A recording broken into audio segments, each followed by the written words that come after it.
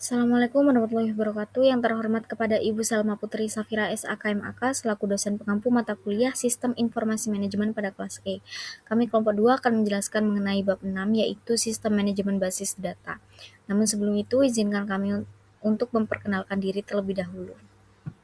Perkenalkan, nama saya Sherlyn Eka Prinia dengan NPM akhir 023. Perkenalkan, nama saya Talita Nindya Sutiningtyas dengan NPM akhir 030. Perkenalkan, nama saya Nabila Fitri Alia dengan NPM akhir 129. Perkenalkan, saya Nindi Salsabila Firdaus dengan NPM akhir 132. Perkenalkan, nama saya Ingan Nuita Arasi Inayah dengan NPM akhir 144. Perkenalkan, nama saya Novita Safitri Anggragini dengan NPM akhir 151. Perkenalkan, nama saya Siti Bunga Anjumermata dengan NPM akhir 16. Perkenalkan, nama saya Muhammad Rifki dengan NPM akhir 412. Baik, kali ini saya akan membahas bagaimana perusahaan mengelola aset mereka yang paling penting dan paling berharga, yaitu data. Nah, awalnya komputer itu digunakan untuk kalkulasi rumit yang sangat membosankan. Namun saat ini tantangan terbesar bisnis itu bukan lagi soal menghitung angka yang rumit, melainkan bagaimana mengelola data yang sangat besar. Tanpa organisasi yang baik, data tersebut hanyalah sebuah tumpukan informasi yang kacau dan tidak berguna bagi seorang manajer. Di situ kita perlu menyusun data menjadi unit-unit kecil yang terorganisir agar bisa diakses kembali dalam bentuk yang mendukung pengambilan keputusan perusahaan. Selanjutnya ini ada hierarki data. Secara tradisional data bisnis itu diatur dalam sebuah hierarki. Bisa kita lihat contoh tabel 61 ini, setiap baris itu mewakili satu record mata kuliah dengan file kode dan uraian yang saling berhubungan. Unit terkecil adalah file data yang mencerminkan jumlah data terkecil yang ditarik komputer dalam satu waktu, seperti nama kuliah tersebut. Kumpulan file yang sering berhubungan membentuk sebuah record, contohnya satu baris yang berisi dengan kode dan juga nama kuliah. Kemudian kumpulan record yang serupa itu akan membentuk sebuah file atau tabel. Selanjutnya di sini saya akan membahas spreadsheet sebagai basis data yang sederhana. Bentuk basis yang paling akrab dengan kita atau sering kita jumpai yaitu spreadsheet. Dalam spreadsheet ini setiap baris itu mewakili satu record, sedangkan judul kolomnya adalah nama filenya. Struktur sederhana ini merupakan dasar dari basis data relasional, di mana data itu disimpan dalam tabel-tabel yang nantinya itu bisa saling dihubungkan. Kemudian ada konsep flat files. Agar basis data itu bekerja secara efisien, kita itu harus menggunakan flat file. Seperti tabel 6.2 tadi, tabel tersebut memiliki kode dan juga uraian yang berulang dalam satu baris, sehingga hal ini bukan dikategorikan sebagai flat file. Hal ini dapat membuat komputer salah mengartikan data. Jadi kita itu membutuhkan proses normalisasi yang mana untuk menghapus pengulangan data agar struktur basis data itu tetap fleksibel saat data ditambah atau diubah. Kemudian ada file kunci atau cache file. Untuk membedakan satu data dengan data yang lain, setiap tabel itu membutuhkan file kunci. Kunci ini harus bersifat unik, artinya tidak boleh ada dua record yang punya nilai kunci yang sama. Contohnya adalah nomor ISBN. Untuk buku, judul buku biasanya bisa saja sama, tapi ISBN itu akan selalu berbeda. Jika satu file saja tidak cukup, kita bisa menggabungkan dua file untuk menciptakan identitas unik bagi setiap baris data. Baik, yang selanjutnya saya akan menjelaskan mengenai relasi antar tabel dalam database. Jadi, dalam sebuah database itu biasanya terdapat beberapa tabel, seperti tabel proyek, mata kuliah, atau jurusan. Dan masing-masing tabel tersebut memiliki fungsi untuk menyimpan data yang berbeda. Agar data-data tersebut itu bisa saling terhubung, diperlukan yang namanya field penghubung, misalnya berupa kode atau singkatan tertentu. Namun, jika penghubung yang digunakan itu kurang tepat, maka hubungan antar tabel itu menjadi tidak efisien dan tidak bisa bisa menyulitkan dalam pengolahan data. Oleh karena itu digunakan solusi berupa penambahan field seperti singkatan jurusan yang berfungsi sebagai penghubung antar tabel. Dengan adanya relasi yang jelas tersebut, data itu menjadi lebih terstruktur dan mudah diakses, serta lebih mudah untuk dipahami. Baik, yang selanjutnya di sini ada DBMS atau Database Management System.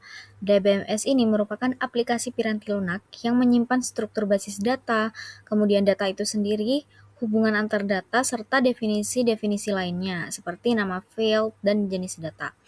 Hal ini membuat basis data itu disebut sebagai kumpulan data yang dapat menjelaskan dirinya sendiri, atau self-describing set of related data.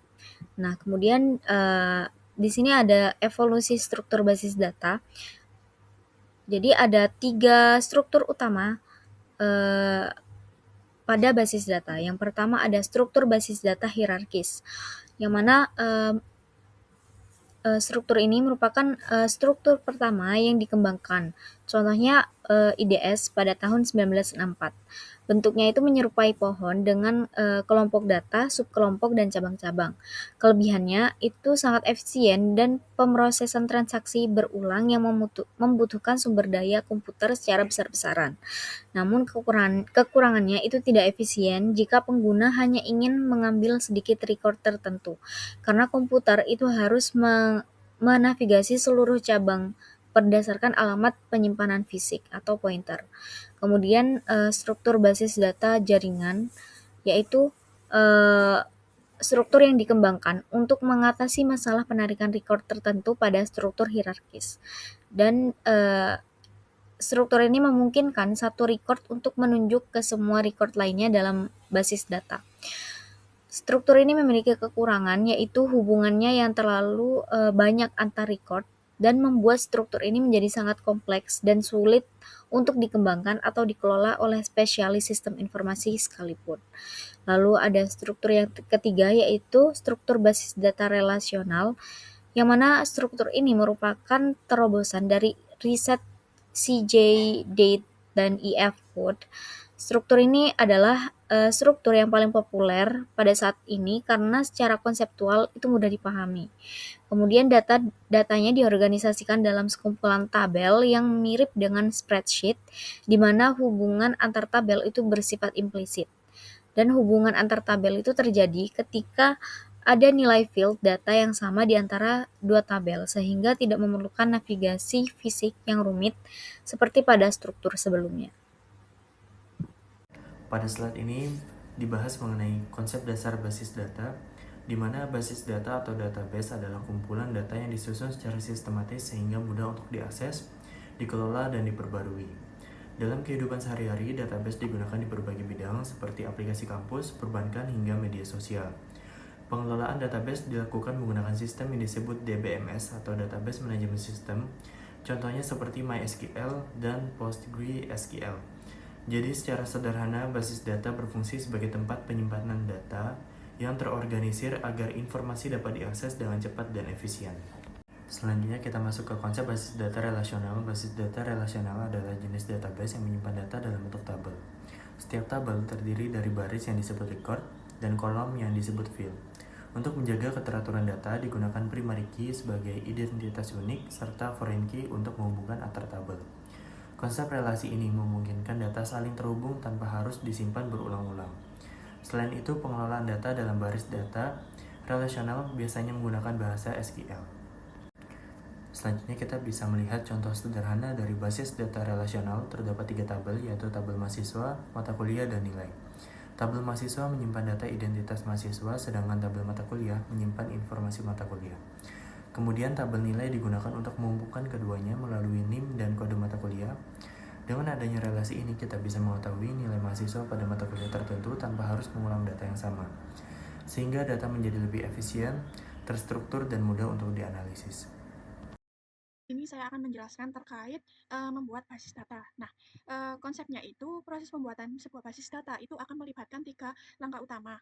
Yang pertama itu menentukan data, yang di sini kita bahas 2, yaitu menentukan data yang dibutuhkan dan juga menguraikan data tersebut, kemudian memasukkan data ke dalam basis data. Nah, yang pertama itu menentukan data. Nah, di sini langkah paling penting yaitu mencapai suatu sistem informasi berbasis komputer. Nah, kita dapat mempergunakan 2 pendekatan dasar untuk menentukan kebutuhan data terdapat pendekatan yang berorientasi pada proses dan juga permodelan perusahaan. Nah, untuk pendekatan yang berorientasi pada proses itu ketika perusahaan memilih pendekatan yang berorientasi untuk menentukan kebutuhan datanya, maka perusahaan tersebut itu akan menjalankan urutan-urutan langkah-langkah berikut seperti mendefinisikan masalah, keputusan yang dibutuhkan, dan juga masalah yang teridentifikasi, kemudian menjabarkan informasi tersebut. Nah, selanjutnya terdapat pendekatan pemodelan perusahaan. Pendekatan pemodelan perusahaan ini itu kekuatan pendekatan yang dimana itu mengambil keuntungan dari sudut pandang sumber daya data perusahaan yang luas. Dan juga jika perusahaan melakukan pemodelan data perusahaan, deskripsi dari seluruh data tersebut itu disebut sebagai model data perusahaan. Nah, proses dari atas ke bawah ini itu yang dimulai untuk perencanaan strategis untuk sumber daya informasi. Kemudian terdapat teknik-teknik pemodelan data. Nah, teknik-teknik pemodelan data ini itu terdapat sejumlah teknik, namun di sini itu kita akan memusatkan perhatian hanya pada 2 teknik saja, yaitu teknik diagram relasi entitas dan juga diagram relasi. Nah, diagram relasi entitas itu digunakan untuk menguraikan hubungan antara kumpulan-kumpulan data konseptual sehingga record-recordnya yang saling terhubung akan dapat digabungkan bersama. Nah, untuk diagram kelas ini digunakan untuk menguraikan hubungan data maupun tindakan-tindakan yang mengoperasikan data di dalam relasi. Nah, di sini untuk gambar pertama, di situ terdapat contoh diagram relasi entitas yang dimana menyebutkan itu bahwa satu record dalam entitas perusahaan itu dapat berhubungan dengan banyak record di dalam entitas produk, dan juga bahwa satu record dalam entitas perusahaan dapat berhubungan dengan banyak record dalam entitas karyawan. Jadi relasi mempekerjakan itu memiliki satu di sebelah entitas perusahaan dan huruf M di sebelah entitas karyawan. Nah, huruf M ini itu disebut juga banyak atau many. Nah, untuk relasi akan dibaca menjadi satu record perusahaan dapat berhubungan dengan banyak record karyawan, dan satu record karyawan itu dapat berhubungan hanya kepada satu record perusahaan. Nah, untuk gambar yang kedua itu di sini terdapat seandainya ada entitas lain seperti proyek gitu.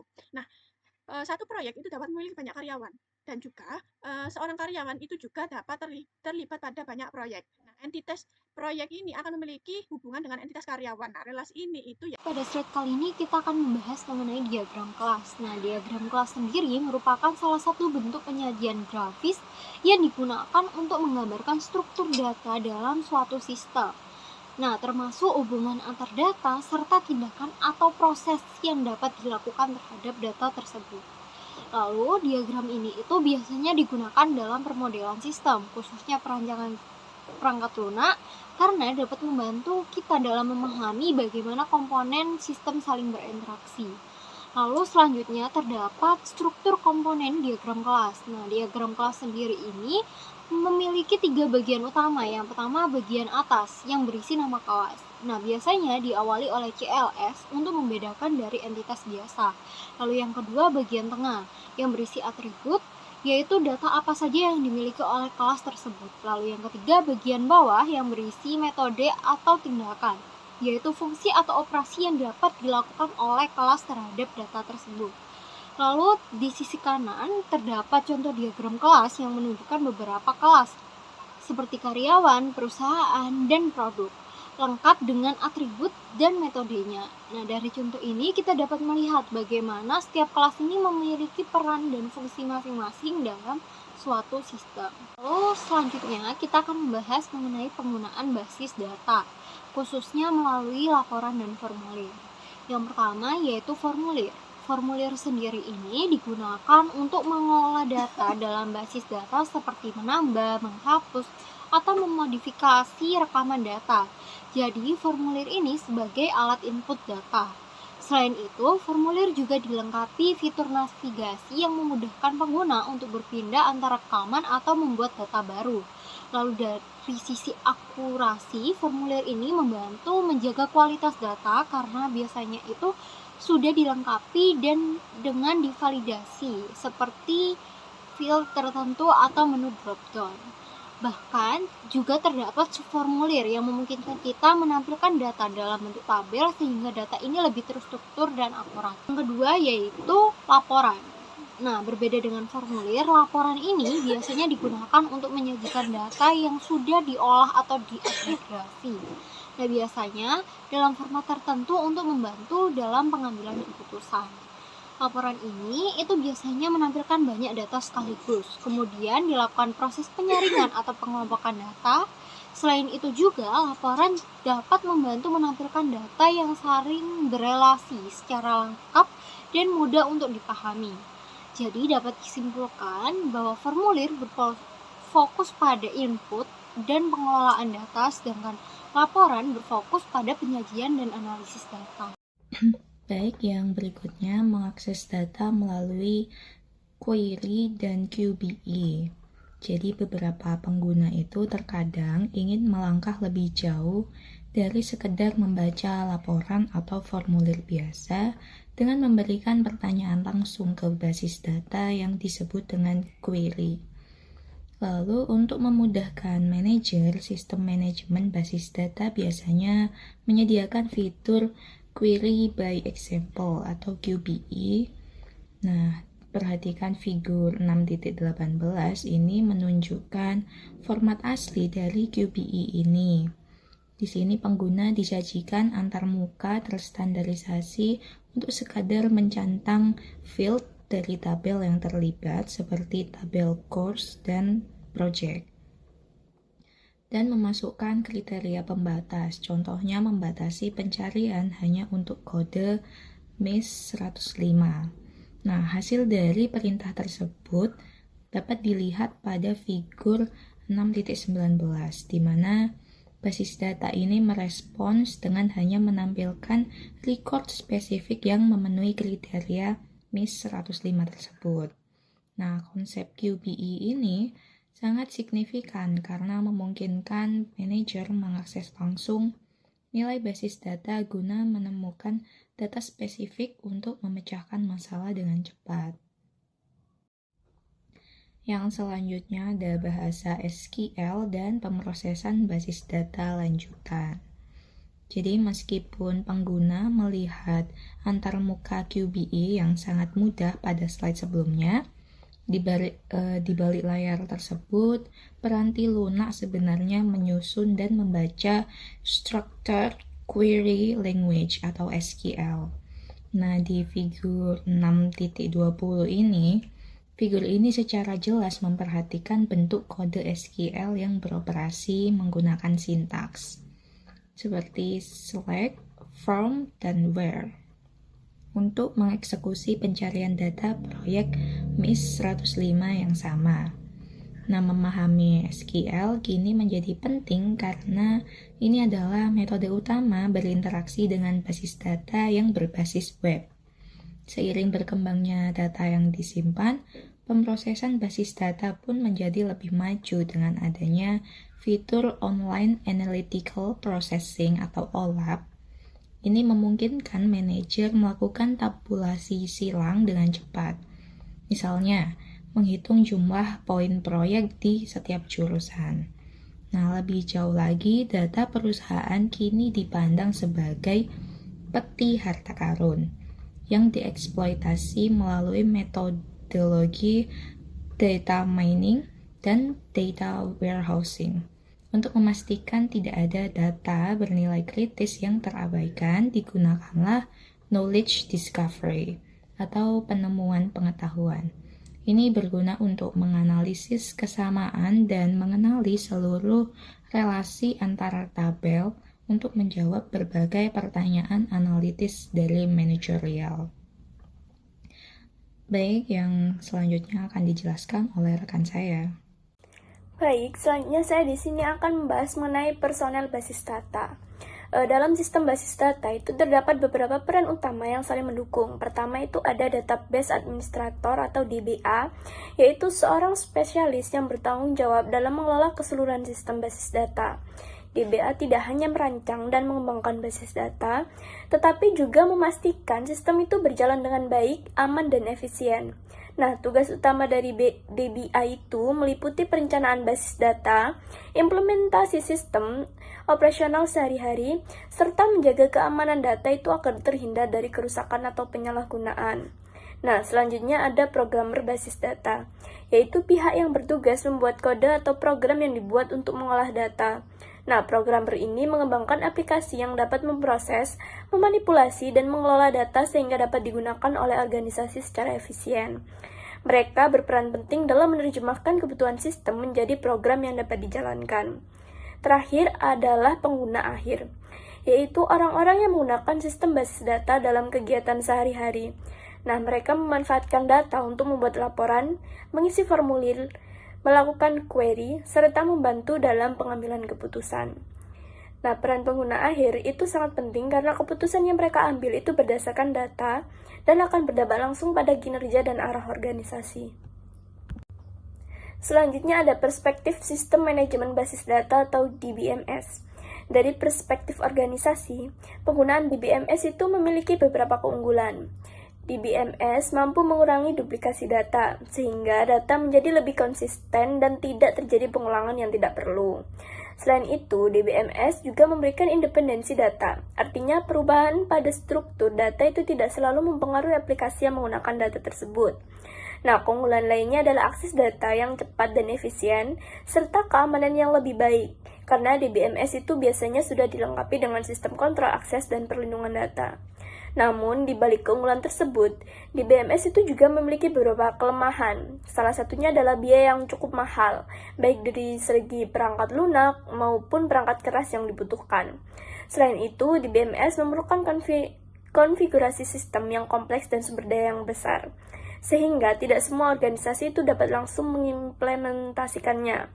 Terakhir, pengguna DBMS itu juga membutuhkan tenaga ahli seperti DBA, sehingga organisasi itu harus mengeluarkan biaya tambahan untuk perekrutan dan pemeliharaan staf tersebut. Baik, di sini saya akan membahas mengenai studi kasus yang kelompok kami ambil, yaitu mengenai kebocoran data nasabah Bank Syariah Indonesia pada tahun 2023, di mana pada pertengahan Mei 2023, PSI mengalami kelumpuhan layanan selama kurang lebih 5 hari akibat dugaan serangan ransomware Lockbit 3.0, di mana sekitar 1,5 terabyte data nasabah berhasil dicuri, mencakup informasi sensitif seperti nama, nomor ponsel, saldo rekening, hingga riwayat transaksi. Pelaku memberikan tenggat waktu pembayaran tebusan dengan ancaman publikasi data jika tidak dipenuhi. Pakar keamanan cyber menilai insiden ini mencerminkan lemahnya sistem pertahanan cyber perbankan Indonesia, terlebih di tengah dorongan digitalisasi menuju cashless society.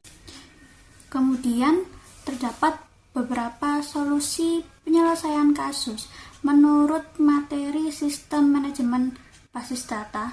Yang pertama yaitu memperkuat keamanan database management system melalui enkripsi data, pengaturan kata sandi, dan direktori pengguna yang terproteksi. Yang kedua yaitu menerapkan hak akses berbasis peran atau role-based access control agar hanya pihak berwenang yang dapat mengakses basis data nasabah. Yang ketiga yaitu melakukan normalisasi dan pemisahan tabel data sensitif untuk meminimalkan dampak kebocoran jika salah satu bagian sistem berhasil diretas. Yang keempat yaitu mengamankan data dictionary agar struktur basis data tidak dapat dimodifikasi oleh pihak tidak berwenang. Kemudian yang kelima yaitu menerapkan konsep data independence sehingga serangan pada satu lapisan sistem tidak melumpuhkan keseluruhan operasional. Yang keenam yaitu melaksanakan backup dan recovery basis data secara terjadwal dengan penyimpanan di lokasi terpisah sebagai bagian dari tanggung jawab utama DBA. Kemudian yang ketujuh yaitu memperkuat peran administrator basis data dalam memantau log akses, mendeteksi aktivitas mencurigakan, dan merespon insiden secara cepat. Dan yang terakhir yaitu meningkatkan literasi keamanan cyber bagi seluruh pengguna sistem untuk mencegah serangan masuk melalui celah human error. Sekian pemaparan materi dari kelompok kami, kurang lebihnya mohon maaf. Terima kasih. Wassalamualaikum warahmatullahi wabarakatuh.